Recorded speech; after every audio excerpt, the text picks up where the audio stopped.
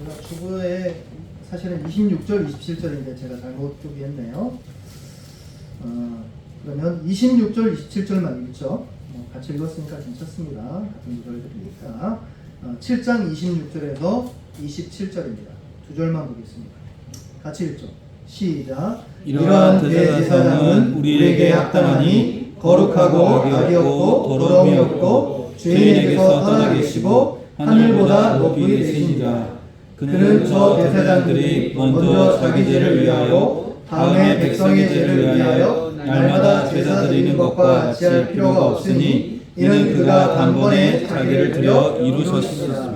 아멘. 네, 오늘 말씀은 구원은 속죄다. 구원은 속죄다라는 제목으로 말씀을 전하겠습니다. 사도 바울의 이제 가르침과 유대인들의 제사법 동일하게 뭔가를 보여주는데요. 예수님의 제사장 직분을 두 가지로 크게 구별할 수 있습니다. 첫 번째는 속죄 사역입니다. 이 속죄 사역이란 건 예수님께서 하나님의 공의를 대상으로 하시는 사역이라는 뜻입니다. 두 번째가 중보 사역인데 지금 하고 계신 겁니다. 지금 하나님 보좌 우편에서 우리가 고백한 것처럼, 신앙 고백에서 고백한 것처럼 지금도 효력 있게 여러분의 기도와 여러분의 구원과 여러분의 구원의 완성을 위해 예수님이 지금도 일하고 계신다. 그게 이제 중보 사역입니다. 중보 사역이라는 측면은 한 가지 떼서 설교를 해야 되니까 그 정도 중요한 주제이기 때문에 다음에 하기로 하고, 오늘 주목할 것은 이 속죄 사역에 대해서 한번 살펴보려고 합니다. 이 속죄라는 단어의 뜻을 여러분 아십니까? 요즘은 너무 좋은 시대를 타고 나서 한자 사전 안 찾아봐도 돼요. 그냥 앱으로 속죄 뜻 알려줘 하면 알려줘요. 근데 이 속죄가 이제 사전상 정의가 이렇습니다. 이 속죄가 뭐냐면 속바칠 속, 바칠 속자예요. 바칠 제물이나 이런 걸 드린다는 거예요. 이 죄자가 뭐냐면 허물 죄자입니다. 그러니까 뭔가를 바쳐서 거기에 해당하는 값을 치르고 죄를 없애고 용서받는다는 뜻으로 속죄라고 번역을 한 겁니다. 그래서 사전적인 정의상 속죄란 것은 죄에 대해서 빚을 갚아서 죄를 없애버리는 방식입니다. 오늘 본문 말씀에서 이 속죄가 왜 그래야 되는지를 좀 살펴보고요. 그래서 속죄란 건 결국 법적인 문제입니다. 그러니까 법적이고 공적인 문제이기 때문에 이걸 법적으로 다루지 않으면 하나님의 사랑과 은혜를 여러분이 느낄 수 없는 거예요. 여러분이 느끼는 척 하는 거예요. 그냥 찬양하면서 주님의 사랑하지만 사실은 알맹이가 없는 사랑이죠. 속죄의 교리를 모르면 그렇다라는 뜻입니다. 그래서 성경의 구원은 속죄입니다. 따라합시다. 성경의 구원은 속죄다. 그러니까 속죄라는 뜻을 명확히 알고 성경이 말하는 속죄가 뭔지를 깨달아야 여러분과 제가 누리고 경험하는 하나님의 사랑을 더 크게, 더 깊이 느낄 수 있다라는 측면에서 속죄 교리는 우리 믿음의 토대요 기초라고 설명드릴 수 있습니다. 먼저는 본문 말씀의 간략한 메시지를 좀 캐치했으면 좋겠는데요. 26절입니다. 보시죠. 26절 여러분이 좀 읽어주시겠어요? 시작. 제사장은 우리에게 합당하니 거룩하고 악이 없고 더러움이 없고 죄인에게서 떠나 계시고 하늘보다 높이 되시니라. 아멘. 히브리서의 요점은 초대교회 그리스도인들 향한 메시지입니다. 그러니까 여러분 생각해보세요. 여러분이 1세기 때 예수를 믿은 지 얼마 안 되는 유대인에서 예수를 믿었다, 혹은 유대인이 아닌데 이방인인데 예수를 믿었다라는 이야기를 여러분이 생각을 해보세요. 그러면 1세기로 돌아가서 유대인들이 있어요. 회당도 있고 예루살렘 성전도 있어요. 그러면 어떻게 여러분 느끼시겠어요? 계속 흔들리는 거예요. 내가 믿는, 예수 믿는 게 이단인가 이렇게 생각될 거예요. 왜냐하면 다수는 유대인이에요. 그러니까 유대인이 봤을 때는 예수 이단이거든요. 목소리 혹시 작지 않으세요? 괜찮아요? 네, 이게 이렇게 제가 듣는 게 없어서 제가 확인을 못해서. 네. 어쨌든 유대인들의 입장에서는 여러분이 유대 출신인데 그리스도인이다 생각해요. 그럼 여러분은 내가 이단 아닌가 생각들어요. 왜냐면 예수를 믿어야 된다고. 유대인들은 예수를 믿으면 안 된다고 하니까. 그죠? 그래서 히브리서의 기자는 사도는 뭐를 계속 비교하냐면 1장부터 해서 13장, 사실 11장 전까지 1장에서 10장 전체에 비교합니다. 누구를 비교하냐면 예수님과 유대인들이 믿는 사람들을 비교합니다. 이를테면 모세와 예수님을 비교합니다. 사환과 그 집주인의 아들을 비교합니다. 모세는 사환이고 예수는 그 집주인의 아들인데 누가 더 높겠느냐 이렇게 비교합니다. 그 천사와 예수님을 비교합니다. 네, 그리고 오늘 본문에 나오는 대제사장들과 예수님을 비교합니다. 심지어는 대제사장들이 바쳤던 예물이 있죠. 그게 뭐죠? 제물이죠. 어린 양, 황소, 그죠? 속죄제 제사, 속건제 제사. 그래서 여러분 레위기 읽다가 낙심하죠. 먼 이렇게 죄송합니다. 먼 사투리겠습니다. 네. 저는 전라도 사람은 아닌데 계속 먼 제사가 이렇게 많은지 막 헷갈리죠. 이게 뭐하고 나하고 무슨 관련이 있냐? 예, 관련이 있습니다. 그러니까 구약 제사와 예수님을 직접적으로 비교합니다. 특별히 7장은 이 대제사장과 예수님을 비교하는데 이렇게 결론 내리고 있습니다. 따라합시다. 이러한 대제사장은 우리에게 합당하다. 이 제사장이 예수님을 의미합니다. 예수. 그리고 27절은 구약 시대 때 있었던 제사장들입니다. 그러니까 구약 시대 때 있었던 제사장들은 이제 레위 지파의 출신들이고 그 중에서도 아론 계통의 집안에 있는 사람들 중에 하나님이 딱 선택하기 때문에 그렇습니다. 그래서 대제사장은 뭐 이스라엘 백성들이 많지라도 1명에서 2명 정도밖에 안 나와요. 사실상 1명이죠. 대제사장. 제사장이 죽으면 어떻게 돼요? 그 아들이 있습니다. 아들도 많으니까 그 중에 하나님이 선별하는 거죠.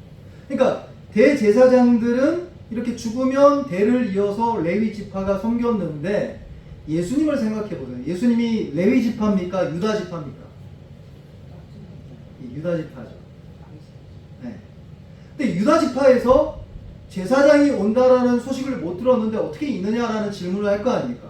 거기도 답변을 합니다. 시편 110편에 하나님이 직접 세운 제사장이 있다 이야기합니다. 그래서 7장 시작을 멜기세덱의 반차를 따른 또 다른 제사장을 하나님이 세운다라고 했는데 그 약속대로 예수님은 레위 혈통이 아니라 하나님께서 직접 세운 제사장이다라고 비교하고 있습니다. 두 번째, 제사장들은 완전하지 않았습니다. 이 이유가 27절 보세요. 27절 여러분이 좀 읽어주세요. 시작. 그들이 먼저 자기 죄를 위하여 다음에 백성의 죄를 위하여 날마다 제사 드리는 것과 같이 할 필요가 없으니 이는 그가 단번에 자기를 드려 이루셨음이니라. 예, 예수님과 구약시대 때 대제사장들의 가장 큰 특징은 대제사장들도 역시 죄인이라는 겁니다. 그러니까 여러분이 레위기를 자세히 꼼꼼히 읽어보면 제사장들이 그러니까 백성들의 죄만 속한 게 아니에요. 누구의 죄도 속하냐면 자신과 자신의 집안 전체의 죄도 속합니다. 레위기 16장의 본부에 나와요. 그거 먼저 한 다음에 백성들의 죄를 대속합니다. 그러니까 속죄제사를 하는 거죠. 변상을 하고 배상을 해서 하나님께 죄를 씻음 받는 거죠. 그 역할을 합니다. 근데 예수님은 그럴 필요가 전혀 없다는 겁니다. 왜죠? 26절에 있는 것처럼 합당하니 거룩하고 악이 없고 더러움이 없고 죄인에게서 온전히 떠나 계시기에 자기를 위한 제사가 필요 없기 때문에 그렇습니다. 그래서 사실 26절, 27절은 두 가지 요건에 따라서 예수님의 대제사장은 완전하다라고 이야기합니다. 첫 번째가 따라합시다. 예수님의 죄 없는 인성. 그래서 성육신 교회가 사실은 기독교의 핵심이기 때문에 그렇습니다.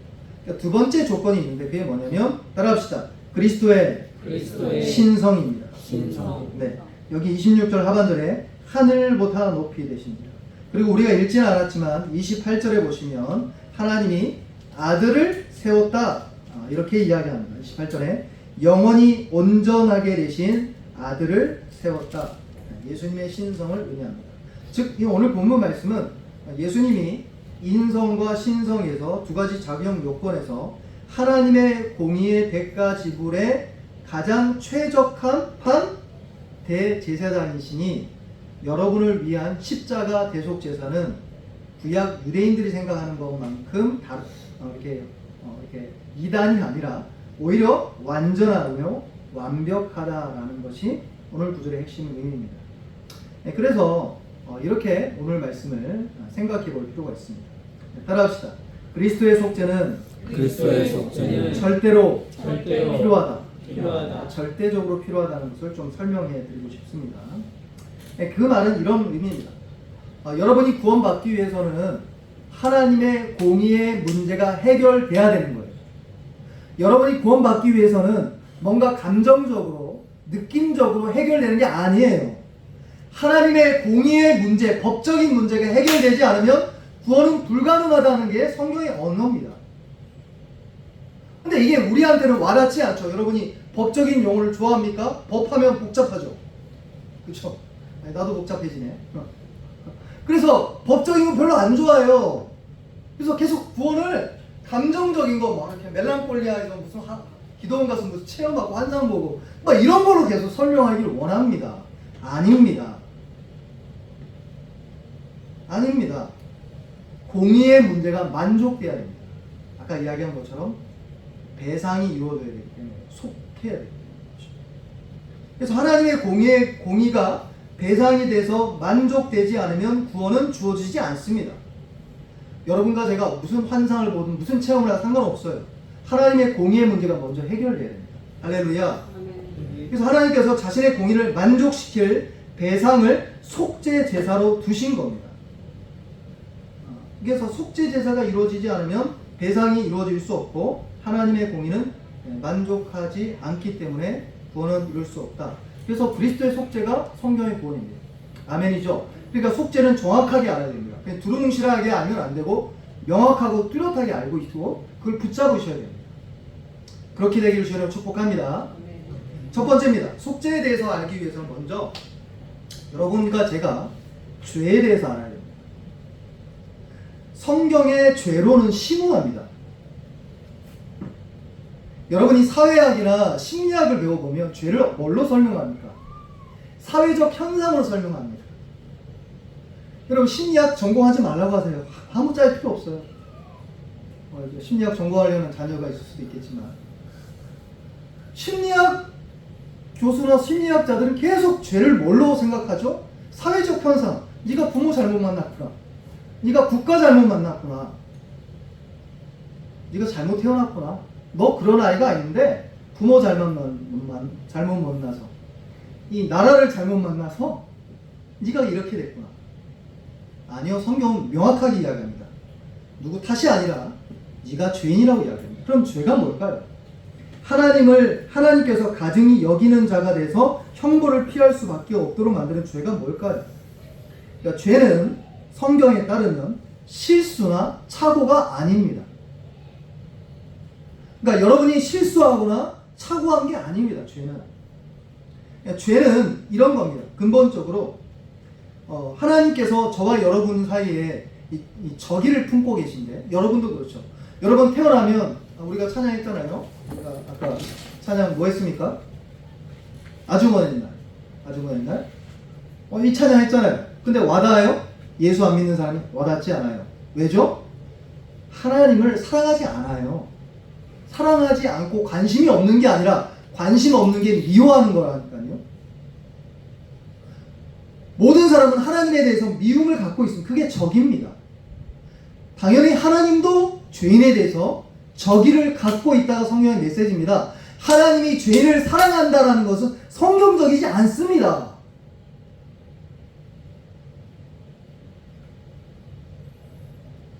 성경은 죄인을 하나님이 사랑한다 하지 않습니다. 오히려 성경은 의인을 사랑한다 이야기합니다. 근데 왜 우리는 이렇게 믿기를 원할까요? 성경이 아닌데. 아까 이야기했던 것처럼 여러분과 제가 이미 죄에 대해서 현 시대가 이야기하고 소통하는 죄론을 받아들였기 때문에 그래요. 그래서 목사님들이 지옥을 설명 안 하죠. 하나님 사랑의 하나님이신데. 근데 아까 이야기했던 속죄라고 제가 말씀드렸던 것처럼 성경의 구원인 속죄를 이야기하기 위해서는 죄에 대해서 명확히 알아야 됩니다. 그러니까 성경은 죄가 하나님과 저와 여러분 사이에 적이 서로를 미워하는 근본 원인을 이야기합니다. 그래서 죄는 성경적으로 따지면 어떤 의미냐면, 따라합시다. 범법행위. 다시 한번 범법행위. 범법행위란 게 뭐냐면 온 세상에 대해 하나님이 통치를 하고 계신데, 통치자신데 그 통치권에서 벗어나는 모든 불법이 범법행위입니다. 공적인 거죠. 그래서 범법행위이기 때문에 거기에 상응하는 하나님이 심판장이고 통치자로서 거기에 대해 영원한 죽음과 저주를 인류에게 선언하는 것이 지옥이며 심판의 메시지인 겁니다. 여러분과 제가 이걸 받아들이고 싶지 않든 성경은 그걸 말합니다. 그럼 우리도 받아들여야 됩니다. 그래서 죄인들에 대한 명칭을 우리가 꼼꼼하게 살펴볼 필요가 있는데, 성경은 죄인을 그냥 죄인이라 말하지 않습니다. 세 가지 정도로 대별해서 설명합니다. 첫 번째는 빚진 자다 이야기합니다. 빚진 자. 빚을 좀. 그러니까 여러분은 누구한테 빚 안 줘도 태어나자마자 빚쟁이를 놓는 거예요. 우리 빚 졌구나. 빚진 자. 두 번째, 성경은 명확하게 이야기합니다. 죄인을 하나님과 원수되었다. 적의를 갖고 있다. 이렇게 이야기합니다. 세 번째는 하나님의 심판 아래 있다. 죄인의 명칭이 이런. 첫 번째, 빚진 자. 두 번째, 원수. 세 번째, 하나님의 심판 아래 있다. 이게 성경의 죄론입니다. 그냥 할 수 있지, 실수할 수 있지가 아니라 우리는 빚진 자요, 하나님의 원수요, 하나님의 심판 아래에 있는 존재가 우리입니다. 그래서 구원을 받기 위해서는 반드시 아까 속죄라는 의미처럼 배상이 필요합니다. 죄를 범해서 하나님께 진 모든 빚을 갚기 전에는 구원받을 수 없어요. 빚을 갚아야 돼요. 두 번째는 아까 말씀드렸던 것처럼 그 적의의 문제가 해결돼야 됩니다. 하나님과 원수된 사이를 화목하게 해야 돼요. 그래서 성경이 화목하게 하셨네라는 단어를 계속 쓰는 이유가 거기 있습니다. 그래서 하나님의 진노를 가라앉히는, 재판장의 진노를 가라앉히는 공적인 형벌의 문제가 해결돼야 된다라는 겁니다. 이것이 성경이 말하는 죄론입니다.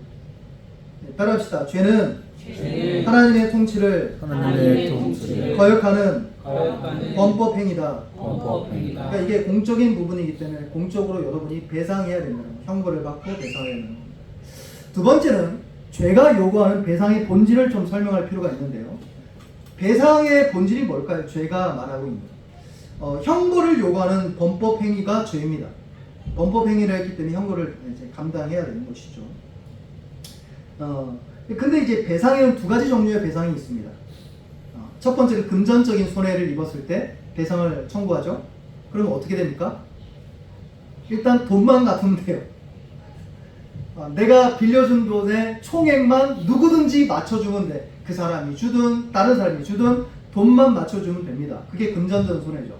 문제는 성경이 말하는 배상에 해당되는 이 죄는 금전적인 손해를 넘어서서 형사상의 채무관계를 의미하기 때문에 그렇습니다.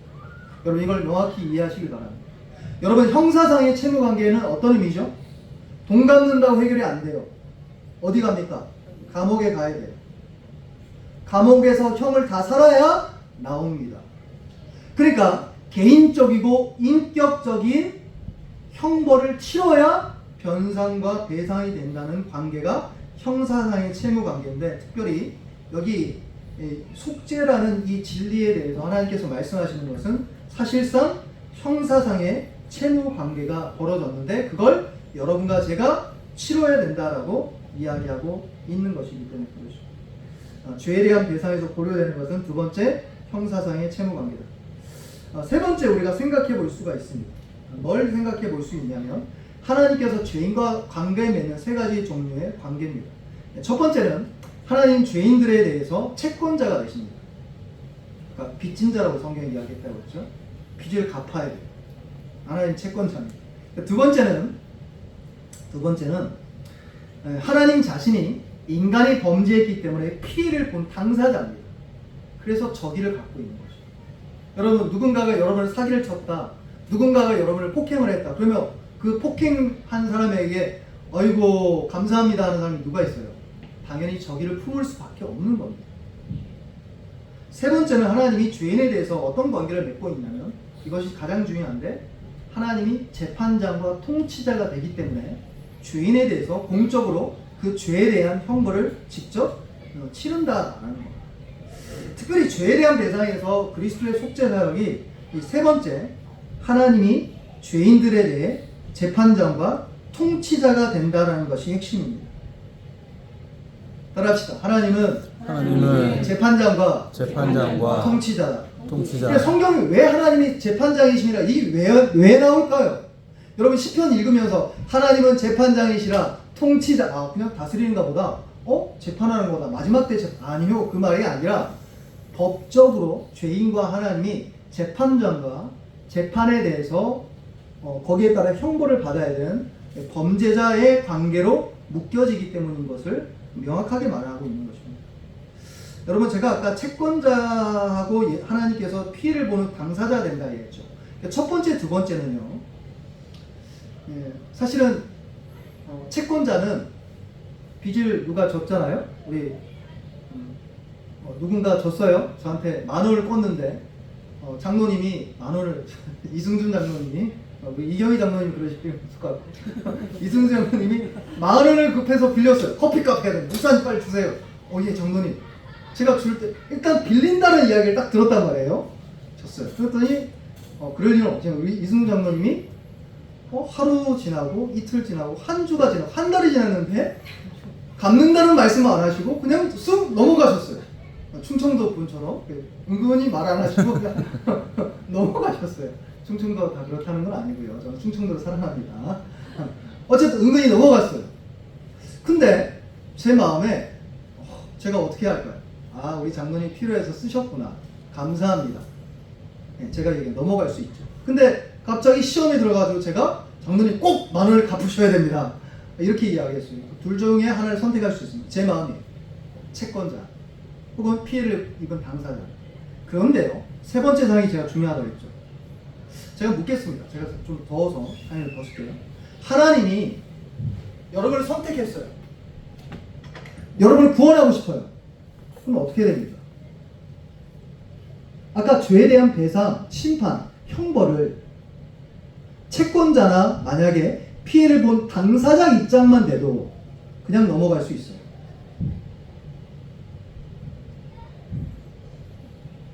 근데 하나님이 성경 뭐라고 이야기해요? 재판장이라는 이야기예요. 여러분, 재판장은 그냥 못 넘어갑니다. 그럴 수 없어요. 왜죠? 재판장은 개인의 문제와 엮여 있는 게 아니라 공적인 사회와 국가와 나라와 엮여 있기 때문에, 즉 여러분과 제가 굉장히 좋아하는 오늘날 MZ세대들이 가장 좋아하는 게 뭔지 아세요? 형평성입니다. 근데 우리는 형평성 별로 안 좋아하죠. 나한테 좋으면 좋고 다른 사람한테 이렇게 나쁘면 그냥 그런가 보다, 그런 거죠. 근데 재판장은 그럴 수가 없어요. 재판장은 채권자면 임의대로 행사할 수도 있고 행사하지 않을 수도 있습니다. 자유입니다.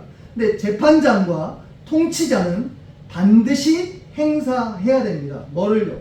죄에 대한 형벌을 반드시 치러야 된다는 거예요. 그래서 이거는 뭐와 엮여 있냐면, 뭐와 깊이 뿌리내리고 있냐면 하나님의 속성인 공의와 뿌리내리고 있기 때문에 그렇습니다. 하나님이 죄인을 용서할 때 그냥 하나님 뭐든지 다 하실 수 있잖아요. 그죠? 그러니까 그냥 형벌 안 치러도 그냥 넘어갈 수 있는 거 아니에요? 라고 여러분이 쉽게 생각할 수 있지만 그렇지 않습니다. 하나님도 할 수 없어요. 그건. 왜죠? 아까 제가 말씀드렸던 하나님이 재판장이시기 때문에 그렇습니다. 그 말은 어떤 의미냐면 하나님의 속성인 공의와 연다와 있기 때문에 그렇습니다. 만약 하나님이 재판장으로서 공의를 실현하지 않으면 그분은 하나님이 더 이상 아닌 거예요. 그게 하나님의 속성이고 성품입니다. 하나님을 하나님 되게 하는 특징인 하나님의 의로움을 하나님이 유지하기 위해서라도 하나님은 반드시 죄인을 심판하셔야 된다는 겁니다.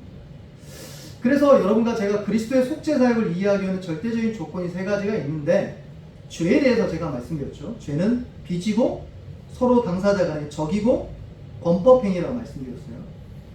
하나님이 이 빚에 대해서 채권자가 되시고 서로 간에 피해를 당했기 때문에, 서로가 아니라 하나님이 일방적으로 당했죠. 그 피해 당사자도 그래서 적의를 품는다는 이야기했습니다. 세 번째, 범법행위, 법적인 거요. 범법행위에 따라 하나님이 재판장 되신다 이야기했습니다. 그래서 예수님이 이 땅에 오셔서 이 세 가지 관계를 해결하십니다. 먼저는 예수님이 죄인들의 보증이 되십니다. 그래서 보증자이신 예수님이 빚을 대신 갚은 겁니다. 아멘이죠. 네, 두 번째는 아까 적의를 갖고 있다 말씀드렸죠. 예수님이 이 땅에 오셔서 중보자, 중재자입니다. 하나님과 죄인 사이에 중재자가 되셔서 하나님과 죄인 사이에 적의를 화목하게 만들었다는 측면에서 십자가를 설명합니다. 세 번째가 우리가 좀 살펴볼 건데, 율법의 형벌, 아까 이야기했죠. 재판장이기 때문에 반드시 해야 됩니다. 그걸 예수님이 대신 감당하셨습니다. 그래서 제사장이기도 하고 동시에 희생 제물이기도 한 것이죠. 이 세 가지 대응하는 방식으로 예수님이 저와 여러분의 구원을 이루기 위해 속죄 사역을 이루셨다라는 겁니다.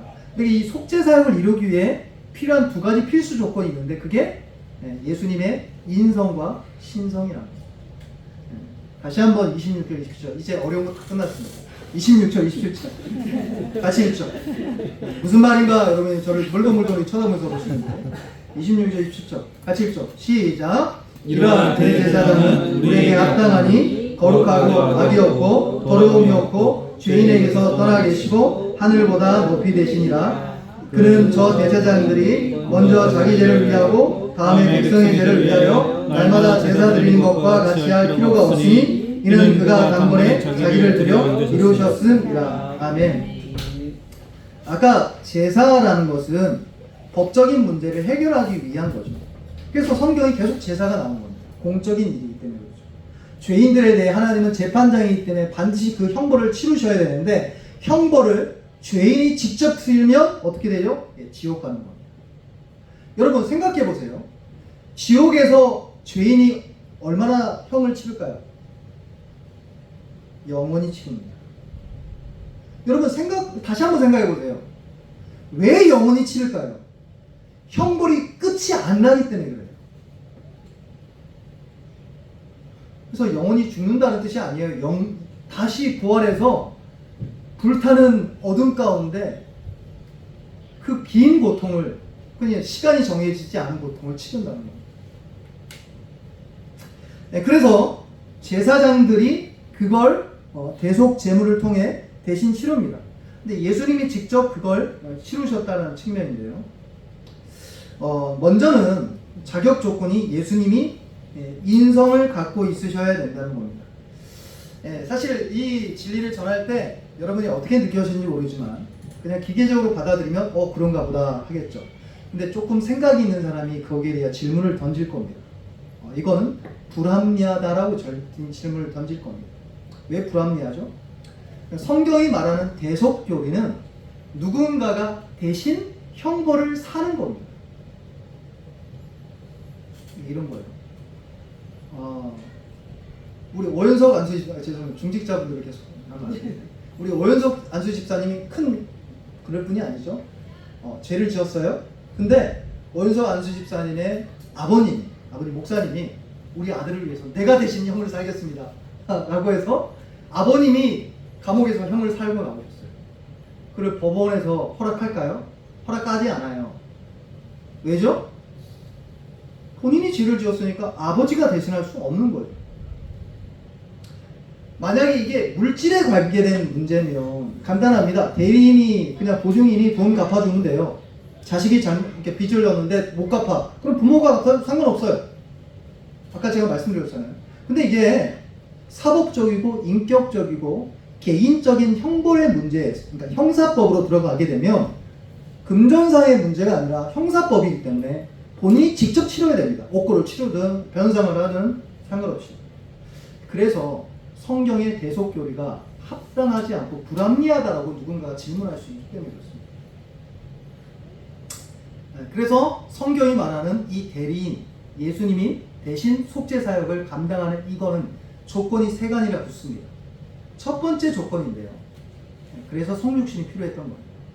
따라합시다. 대리인은 같은 본성을 지니고 있는 존재여야 한다. 히브리서 말씀을 한번 보겠습니다. 2장 보세요. 히브리서 2장 14절입니다. 2장 14절. 히브리서 2장 14절입니다. 네, 같이 읽을까요? 시작. 자녀들은 혈과 육에 속하였음에 그것 또한 같은 모양으로 혈과 육을 함께 지니심은 죽음을 통하여 죽음의 세력을 잡은 자 곧 마귀를 멸하시니. 지금 자녀들이 혈과 육 인성을 지녔기 때문에 그렇습니다. 그러니까 자녀들이 여러분처럼 인간이기 때문에 인간 본성을 지니고 있기 때문에 인간이 죄를 지었기 때문에 그 죄를 대리 속죄하기 위해서 형벌을 대신 살기 위해서는 예수님도 같은 모양으로 혈과 육을 함께 지녀셔야 된다라고 성경이 명확하게 이야기합니다. 그리스도의 성육신이 기이한 게 여기 있습니다. 하나님이 사람이 되셨다. 두 번째 자격 조건이 있는데요. 여러분과 제가 다시 한번 본문 보시면 7장 26절에 보시면 자격 조건을 명확하게 설명합니다. 이러한 대제사장은 우리에게 합당하니 뒤에 조건이죠. 거룩하고 악이 없고 더러움이 없고 죄인에게서 떠나 계시니라. 즉 대리인은 이래야 됩니다. 따라합시다. 대리인은 거룩하고 완전히 정결해야 된다. 구약 제사 때 왜 눈 삔 거, 다리 저는 양 절대 못 바치죠. 온전한 양을 골라서 바치라라고 이야기할까? 예표입니다. 너희를 위한 대속 제물이 올 건데, 하나님의 어린 양이 올 건데, 그는 흠도 없고 점도 없고 정결하며 거룩하며 온전한 존재가 와서 너희를 위한 형벌을 온전히 배상할 거라는 예표인 겁니다. 그래서 예수가 죄가 없이 이 땅에 오신 거죠. 예수님의 죄 없는 본성이 여기에 기록되어 있는 것입니다. 그래서 아까 이야기한 것처럼 자기 자신을 위한 속죄 제사가 필요 없어요. 예수님에게는. 왜냐하면 정결한 분이기 때문에. 그래서 온전히 죄인들의 속죄 제사에 집중하셔서 온전히 하나님께 드릴 수 있다는 겁니다. 근데 이제 세 번째 자격 요건이 더 필요하다라고 생각할 수 있는데요. 이걸 성경은 이렇게 표현합니다. 같은 히브리서 10장입니다. 보시죠. 10장 9절입니다. 시편 말씀을 사도가 인용하는데요. 이게 예수님의 속죄 제사에 대한 인용입니다. 그러니까 이 시편은 이렇게 읽어야 된다는 거고 신약성이 가르쳐주는 거죠. 10장 9절 같이 읽죠. 시작. 그 후에 말씀하시기를 보시옵소서 내가 하나님의 뜻을 행하러 왔나이다 하셨으니 그 첫째 것을 폐하심은 둘째 것을 세우려 하십니다. 지금 예수님이 직접 뭐라고 이야기하시냐면 물론 이게 다윗의 목소리지만 다윗의 후손인 예수의 목소리입니다. 뭐라고 이야기합니까? 내가 하나님의 뜻을 행하러 왔나이다. 아멘. 따라합시다. 내가 하나님의 뜻을 행하러 왔나이다. 두 번, 마지막 가장 중요한 건 같은 존재여야 되고 죄가 없어야 되는데 가장 중요한 게 뭐냐면 자발적인 의지에 따라 오셔야 된다는 거예요. 스스로가 원해야 된다. 그러니까 대리인은 자발적인 의지와 동의가 있어야 거기에 따라 사법적 형벌을 치른다라는 게 성경의 메시지입니다. 근데 예수님이 이 자각 요구를 다 갖춰온 거예요. 예수님 우리와 똑같은 존재입니다. 할렐루야. 여러분 마리아한테 기도할 필요가 없어요. 여러분 천주교인들이 왜 마리아를 의지할까요? 예수님의 신성만 강조해서 그래요. 여러분 혹시 예수님의 신성만 강조하지 않습니까? 아니요. 성경은 예수님의 인성도 똑같이 강조합니다. 예수님은 멀리 계신 분이 아니라 저와 여러분과 똑같은 존재십니다. 그래서 형님이라고 하죠. 형제가 이야기합니다. 그래서 예수님은 중보자입니다. 우리와 똑같은 혈과 육을 입고 여러분의 연약을 알고 여러분의 허물을 아십니다. 그리고 그분이 죄가 없으십니다. 그리고 그분이 자발적으로 자신을 우리를 위해 들이셨습니다. 할렐루야. 네, 그래서 예수님의 인성이 속죄제사의 자격 요건이 갖춰진 겁니다. 두 번째 자격 요건이 오늘 다시 본문 보시면 히브리서 7장 26절 하반절에 보시면 따라합시다. 하늘보다 높이 되시니라. 여기 어떤 존재가 하늘보다 높습니까? 그러니까 하늘이라고 명칭을 한다는 건 뭘 의미하냐면 그러니까 피조세계 전체, 하나님이 지으신 존재 전체를 의미하는 겁니다. 근데 그것보다 높으신 존재입니다. 그리고 단적으로 28절 우리가 읽지 않았지만 28절 한번 보시죠. 7장 28절 여러분이 좀 읽어주시겠어요? 시작. 약점을 가진 사람들을 제사장으로 세웠거니와 율법 위에 하신 맹세의 말씀은 영원히 온전하게 되신 아들을 세우셨느니라. 아멘. 지금 아까 이야기한 7장은 대제사장, 구약에 있는 대제사장과 지금 신약에 있는 완전한 대제사장이신 예수님과 비교한다고 했죠. 그러니까 예수님의 대제사장은 특이한 게 우리와 동일한 존재이면서 죄가 전혀 없는 존재이시고 스스로가 원해서 제사의 직분, 즉 하나님의 법적인 형벌을 대신 산 겁니다. 놀라운 것은 아까 제가 말씀드렸죠. 왜 지옥에서 사람들은 지옥에서 나왔다라고 말을 못할까요? 형벌을 다 감당할 수 없기 때문에 그렇습니다. 성경에 따르면 죄는 영원하신 하나님에 대한 죄이기 때문에 그 존재에 걸맞게끔 죄에 대한 형벌도 역시 똑같습니다. 영원하며 무한한 형벌을 감당해야 됩니다. 그래서 예수님이 직접 오신 겁니다. 그분이 영원하신 아들로 그 형벌을 감당할 수 있는 능력이 필요했기 때문에 그렇습니다. 그래서 예수님이 여기에 자격 요건을 그대로 갖추셔서 저와 여러분을 초대하십니다. 따라합시다. 수고하고 무거운 짐진 자들아 다 내게로 오라. 네, 다 내게로 오라. 부처에게 가지 말고 나한테 와라. 부처는 아무것도 감당할 수 없어요. 여러분, 고타마 시타르타가 여러분을 위해서 형벌을 살 것 같아요? 아니요, 원하지 않아요. 고타마 시타르타 자기가 돛 닦아서 부처 되고 싶죠. 누가요? 여러분이 존경하는 정치인이요, 혹은 무슨 여러분이 존경하는 선생님이요, 여러분의 부모님이요? 아니요, 감당할 수 없고 하고 싶더라도 능력이 안 됩니다. 근데 예수님이 그걸 직접 하셨다는 겁니다. 그래서 나한테 오라는 겁니다. 우리도 예수님께 가서 그리스도의 속죄로 하나님의 사랑을 누리는 저와 여러분 되기를 주의를 축복합니다. 결론입니다. 두 가지를 적용할 거리로 제시하고 말씀을 붙잡았으면 좋겠는데요. 첫 번째는요, 그리스도의 속죄사역, 성경의 구원은 하나님을 영화롭게 합니다. 하나님을 어떤 방식으로 영화롭게 하냐면 하나님과 하나님의 속성은 그냥 같다라고 생각하시면 됩니다. 여러분, 하나님은 어떤 존재이십니까? 하나님의 공의가 하나님이에요. 아멘. 하나님의 사랑이 하나님이시고 하나님의 지혜가, 그러니까 이렇게 이해하시면 돼요. 하나님이 따로 있고 하나님 안에 지혜가 있구나, 이렇게 생각하면 여러분이 하나님을 잘못 이해한 거예요.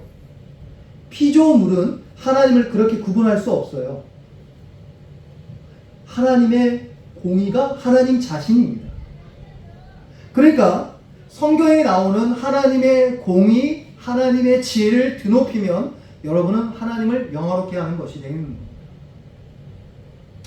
그리스도의 속죄사역은 아까 이야기했던 것처럼 하나님의 공의와 거룩하심을 영광스럽게 드러냅니다. 왜냐하면 하나님이 죄의 죄책을 제거하고 죄의 오염을 씻겨내기까지는 죄인과 더불어 교제하고 사랑할 수 없기 때문에 그렇습니다. 하나님의 공의가 요준이 되는 거죠. 그래서 예수님이 영원한 형벌을 골고다 언덕에 6시간 동안 담당하신 겁니다. 놀라운 것은 하나님의 공의뿐만 아니라 하나님의 지혜도 놀랍게 드러내셨습니다. 여러분, 하나님의 공의는 뭘 요구합니까? 죄인의 형벌을 요구합니다. 동시에 하나님의 영원하고 불타는 하나님의 사랑은 뭘 요구합니까? 죄인의 용서를 요구합니다. 그러면 어떻게 될까요? 여러분 어떻게 하면 이 두 가지 요건을 해결할 수 있을까요? 첫째 아들은 치킨 사달라는데 둘째 아들은 바나나 사주려고 해요. 그럼 둘 다 사주면 문제가 해결되죠. 근데 이건 그런 딜레마 문제가 아닙니다. 하나님의 공의가 하나님이라고 했죠. 하나님의 자비와 사랑도 하나님이라고 했죠. 근데 하나님의 공의는 죄인의 심판을 요구하는데 하나님의 불타는 사랑은 죄인의 용서를 원합니다. 그러면 어떻게 할까요? 예, 골고다 십자가가 거기에 대한 해결을 한 번에 해주고 있다는 겁니다. 그래서 하나님의 지혜를 만물이 찬양하는 이유가 거기에 있는 것입니다. 두 번째, 무엇보다 하나님의 무한한 사랑을 그리스도의 속죄는 드러내며 높이며 여러분과 저에게 베풀어 준다는 겁니다. 여러분 외로울 때 있으시죠? 없으셔요? 내가 이제 아무도 내 이야기를 들어주는 사람이 없어. 이렇게 갱년기 이렇게 시작된 분들이 있을 수 있고, 갱년기 되면 자매님들 어떻게 되죠? 애도 다 키우고 그렇게 이제 갑자기 남편도 이제는 예전 신혼 때처럼 나를 막 아껴주고 사랑해주는 것도 아닌 것 같고, 막 말도 이렇게 좀 부드럽게 안 하고 막 뭐라 카노? 막 이러면서 막 이러니까 막 상처받고. 여러분 그때 어떻게 느껴지세요? 내가 잘못 살았나? 그때 여러분이 기억하셔야 될 게 하나님이 그리스도 안에서 여러분을 무한히 사랑한다는 진리입니다. 네, 로마서 5장을 한번 펴보십시오. 아직 시간이 좀 남아서 로마서 5장입니다. 보셔요. 마지막 적용 말씀입니다. 5장 6절입니다. 5장 6절에서 8절인데요. 교독하겠습니다. 로마서 5장 6절에서 8절. 제가 먼저 읽고 여러분이 7절 읽고 8절은 우리 같이 읽읍시다. 8절 말씀인데요. 제가 먼저 읽을게요. 우리가 아직 연약할 때 기약대로 그리스도께서 경건하지 않은 자를 위하여 죽으셨도다. 의인을 위하여 죽은 자가 쉽지 않고 선인을 위하여 용감히 죽는 자가 혹 있거니와. 같이 읽습니다. 우리가 아직 죄인 되었을 때 그리스도께서 우리를 위하여 죽으심으로 하나님께서 우리에 대한 자기의 사랑을 확증하셨느니라. 아멘. 스펄전 목사님이 회심한 체험을 여러분 잘 아실 것입니다. 스펄전 목사님은 할아버지도 목사님이고 아버지도 목사님이셨어요. 근데 목사관에 살았어요. 근데 16이 될 때까지 회심하지 않았습니다. 회심하지 않았다는 것은 그리스도의 속죄를 깨닫지 못했고 그걸 느끼지 못했다는 것이죠. 근데 스펄전이 이제 부모님 교회를 그때는 안 갔고 그날 수요 예배였던 것 같은데 비바람이 부는데 이제 눈바람을 헤치고 스펄전이 동네 교회를 갔어요. 근데 이제 원시 이제 메서디스트 교회라고 이제 감리교회죠. 다음에 설명드릴 수 있겠지만 감리교회는 우리나라가 말하는 것처럼 감리교회가 단순하게 이렇게 나눠 있지 않고 감리교회는 두 가지 이제 분파가 있어요. 근데 이제 어쨌든 스펄전은 감리교회에 갔는데요. 감리교회에 목사님이 갑자기 못 왔어요. 아마 들으셨을 겁니다. 이제 목사님이 이제 그날 저녁에 눈보라 때문에 못 오셔가지고 누가 설교했냐면 한 집사님이 설교했는데요. 빼짝 말랐나 봐요. 빼짝 말라가지고.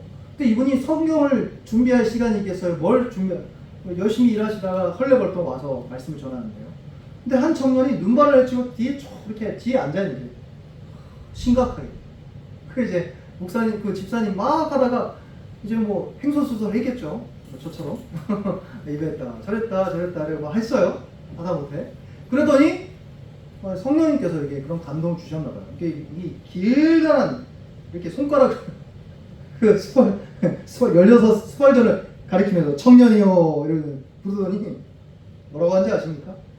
따라합시다. 그리스도를 바라보시오. 다시 한번 그리스도를 바라보시오. 다시 한번 그리스도를 바라보시오. 여러분 그리스도를 바라본다는 게 뭡니까? 그리스도의 속죄를 바라본다는 뜻입니다.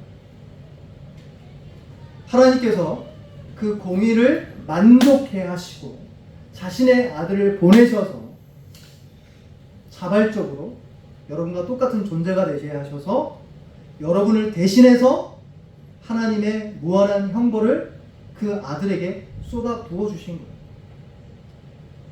여러분 예수님이 얼마나 대단한 기도자입니까? 근데 그 대단한 기도의 사람인 예수님의 기도는 응답되지 않습니다. 나의 하나님 어찌하여 나를 버리셨나이까. 하나님 할 만하시거든 이 잔을 내게서 옮겨주소서. 성부께서 허락하지 않습니다.